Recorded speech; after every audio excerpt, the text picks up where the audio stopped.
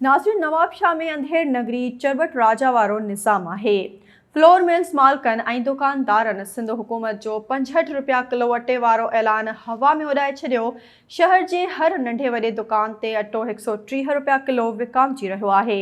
उन हवाले सां ॾिसूं था SS न्यूज़ जे रिपोर्टर तालिब हुसैन रिंद जी हीअ रिपोर्ट।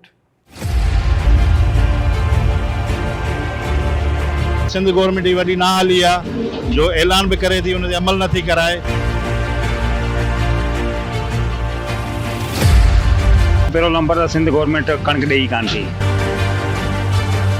इन दौर में माना अटो महांगो आहे, खंड सस्ती थी वई आहे।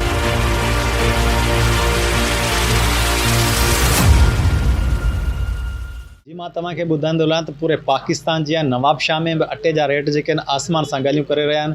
जॾहिं त सिंध हुकूमत अटे जो रेट किलो जेको आहे 65 रुपया मुक़ररु कयो, लेकिन उन जे बावजूद बि जेके फ्लोर माफ़िया आहिनि उन सिंध हुकूमत जे हुकुम खे थॾे छॾियो ऐं अटो 120 खां 130 रुपया किलो मार्केट में विकिरो थी रहियो आहे।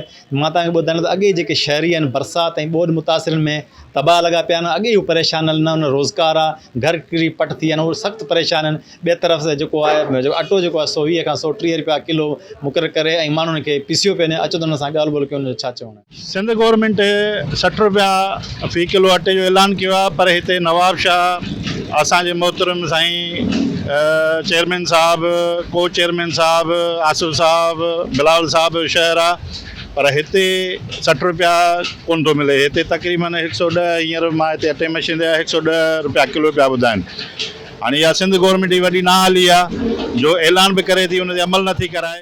असांखे पहिरों नंबर त सिंध गवर्नमेंट कणिक ॾेई कान थी।